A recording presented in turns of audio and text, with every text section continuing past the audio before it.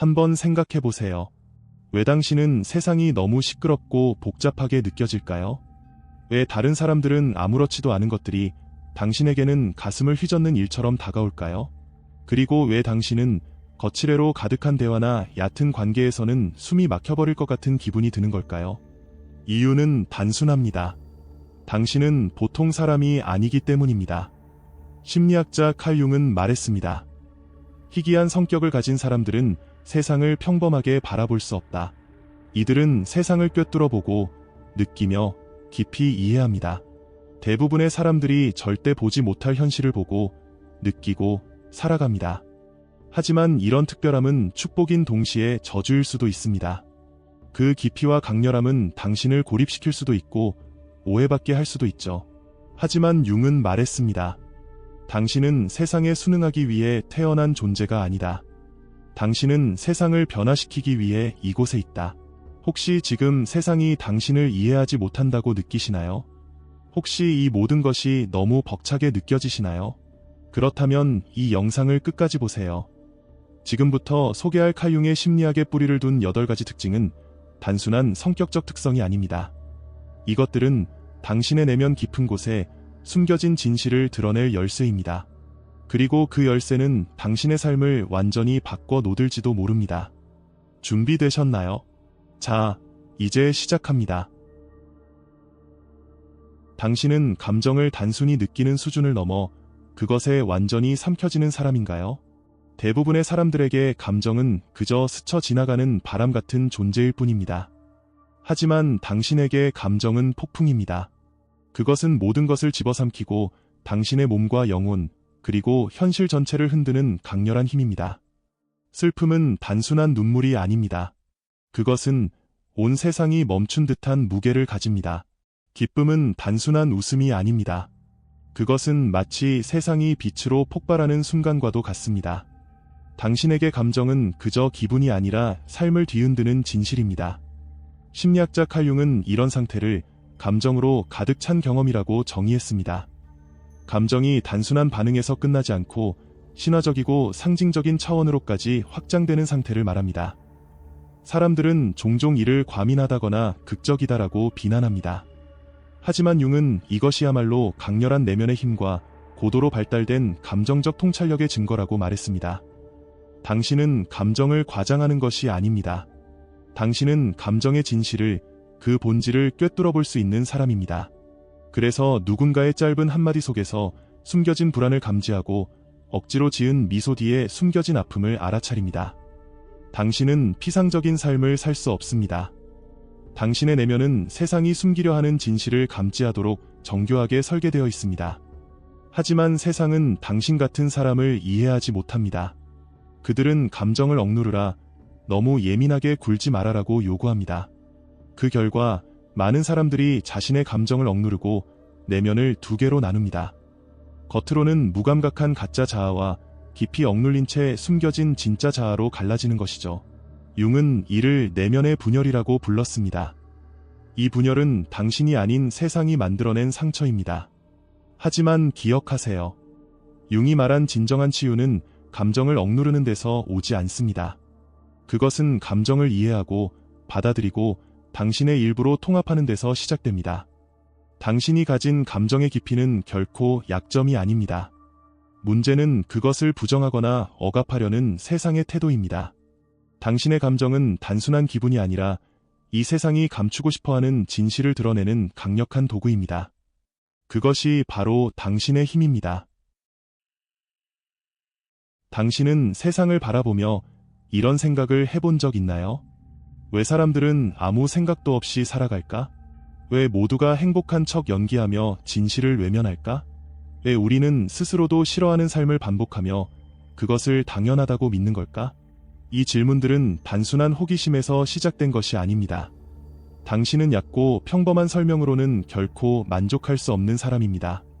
당신은 더 깊은 진실을 원합니다. 더 나아가 그 진실을 갈망합니다. 심리학자 칼 융은 이러한 끝없는 질문을 고도로 발달된 사고 기능의 증거라고 설명했습니다. 대부분의 사람들은 무의식적으로 살아갑니다. 그들은 부모에게 물려받은 믿음, 사회적 관습, 그리고 기대 속에서 자신의 삶을 자동으로 조종당하고 있을 뿐입니다. 하지만 당신은 다릅니다. 당신은 그 무의식적인 삶에 저항합니다. 당신이 던지는 질문들은 결코 반항을 위한 것이 아닙니다. 그것은 진실을 추구하기 위한 외침입니다. 그럼에도 불구하고 세상은 이런 당신을 이해하지 못합니다. 그들은 당신을 까다롭다, 부정적이다, 너무 분석적이다라고 평가하며 당신을 틀에 가두려 합니다. 하지만 기억하세요.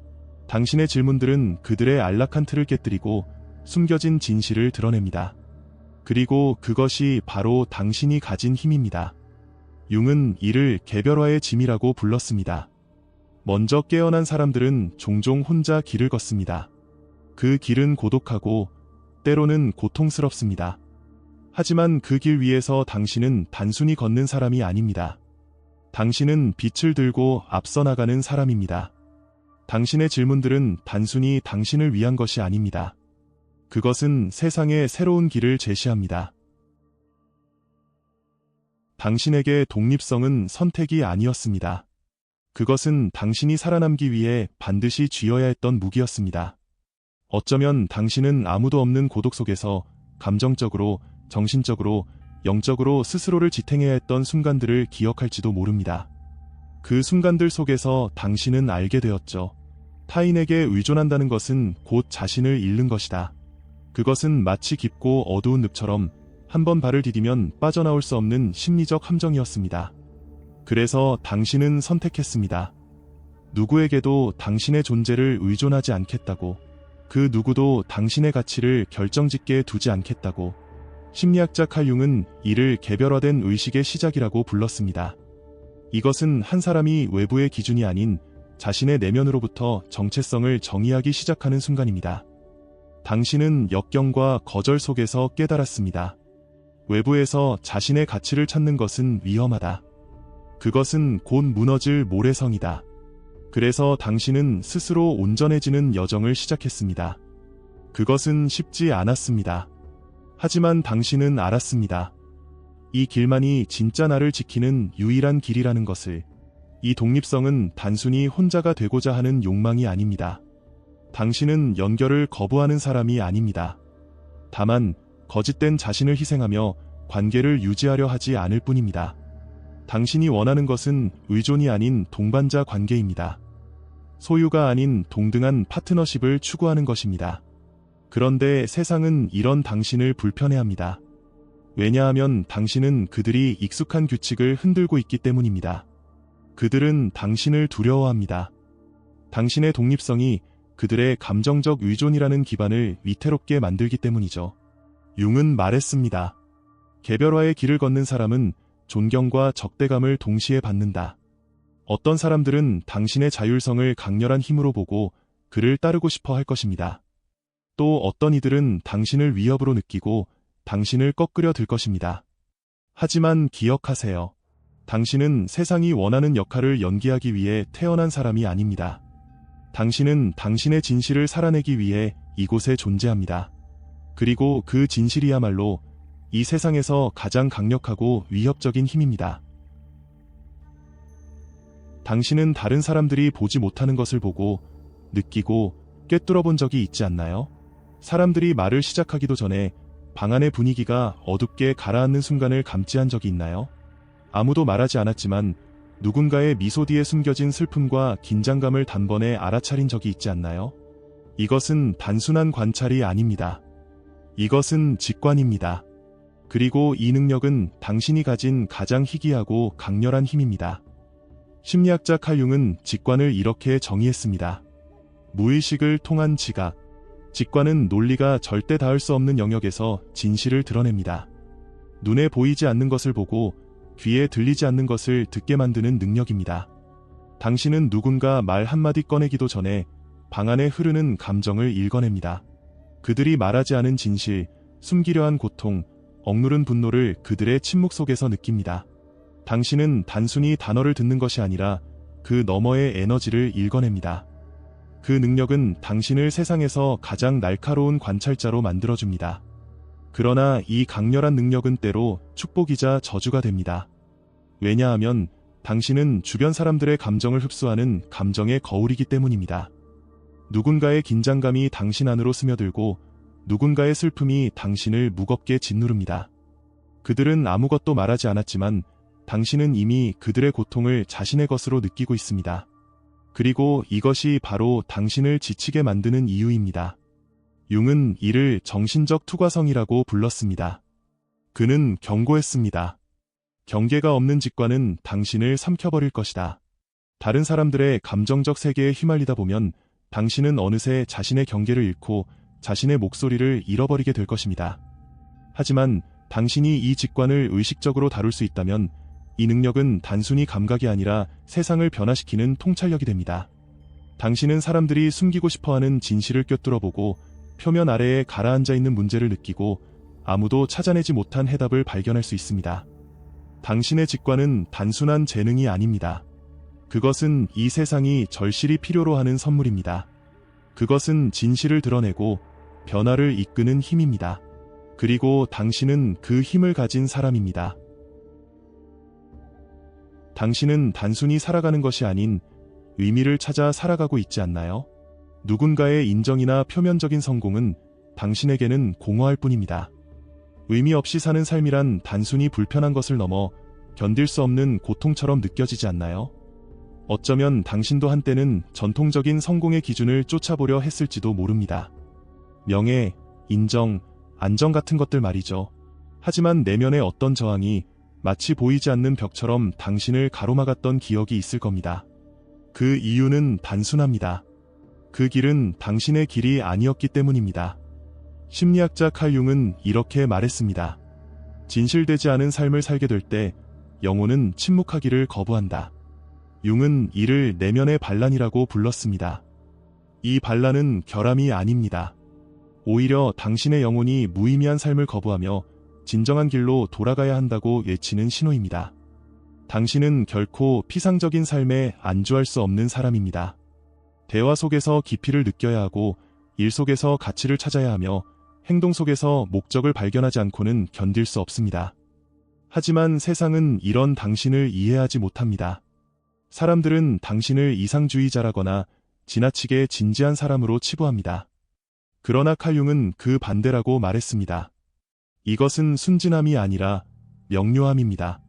당신은 대본에 적힌 삶을 연기하는 사람으로는 절대 만족할 수 없습니다. 왜냐하면 당신은 진짜 삶, 진정한 의미를 갈망하기 때문입니다.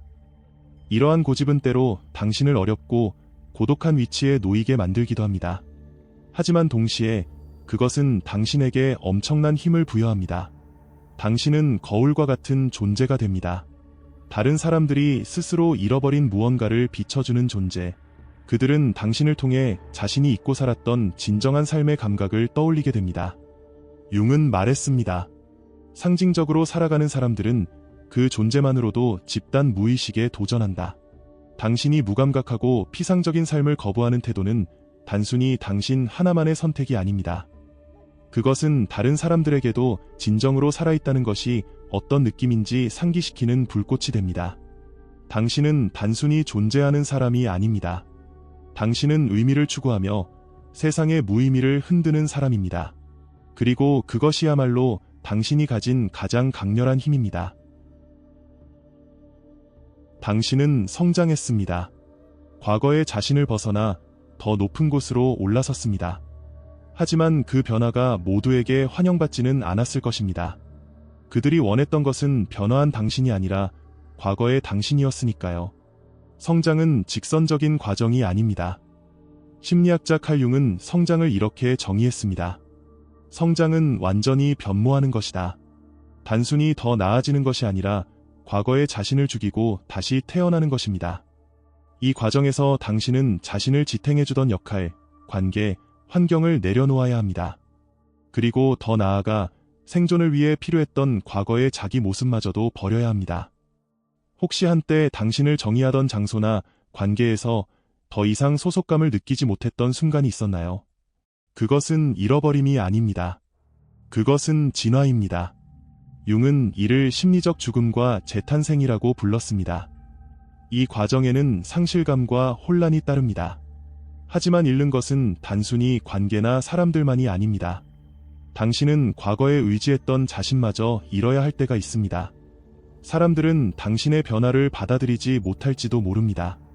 그들은 익숙했던 당신을 돌려달라고 말할 것입니다. 너 많이 변했어. 하지만 그 말의 진짜 의미는 넌 더 이상 내가 익숙했던 역할을 해주지 않네, 입니다. 융은 이러한 변화를 영혼의 암흑기라고 불렀습니다. 이 암흑기는 단순히 고통이 아닙니다. 이것은 당신에게 주어진 시험입니다. 익숙했던 것들을 잃는 대가를 치르더라도 과연 당신은 진정한 자신에게 충실할 수 있을까요? 그 답은 반드시 그렇다여야 합니다. 왜냐하면 이 문턱을 넘어설 때 당신은 사랑받기 위해 자신을 작게 만들 필요가 없는 사람들을 만나게 될 것이기 때문입니다.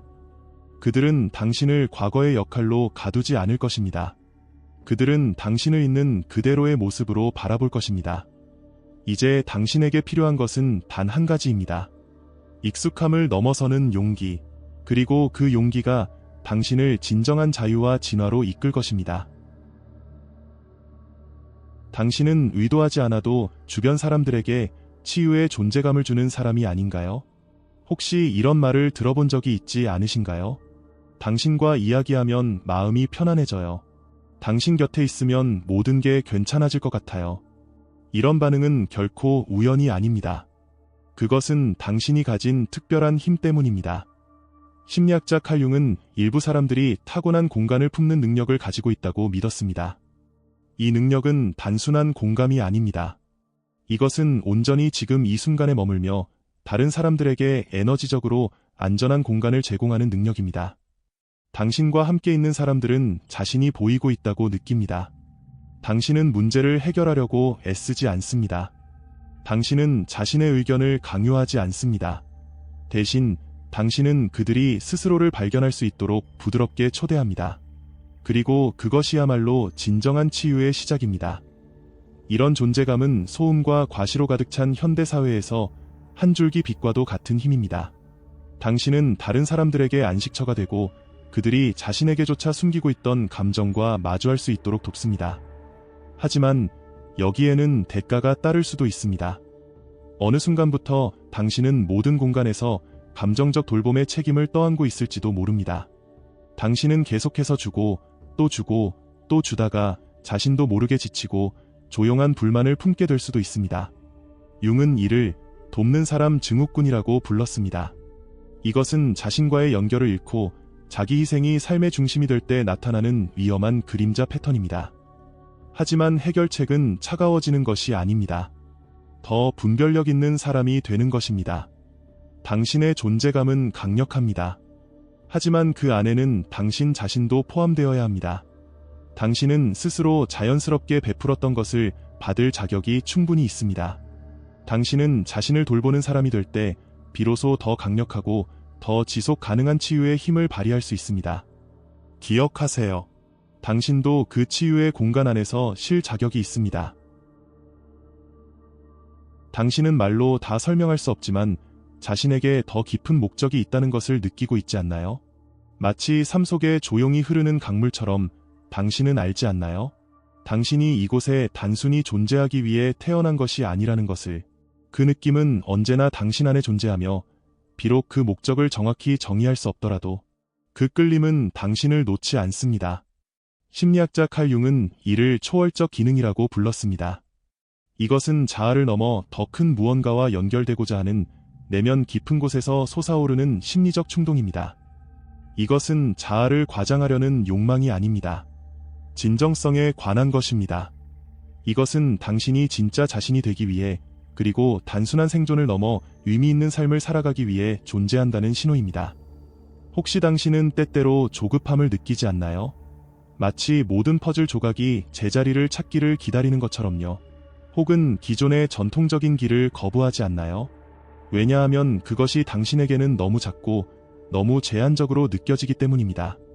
이것은 결코 잘못된 것이 아닙니다. 이것은 당신의 소명입니다. 융은 말했습니다. 이런 내적 압박을 느끼는 사람들은 환상에 빠진 것이 아니라고요. 그들은 자기라는 더 깊은 존재로부터 신호를 받고 있는 것입니다. 그 자기는 당신의 삶을 단순한 생존의 이야기로 보지 않습니다.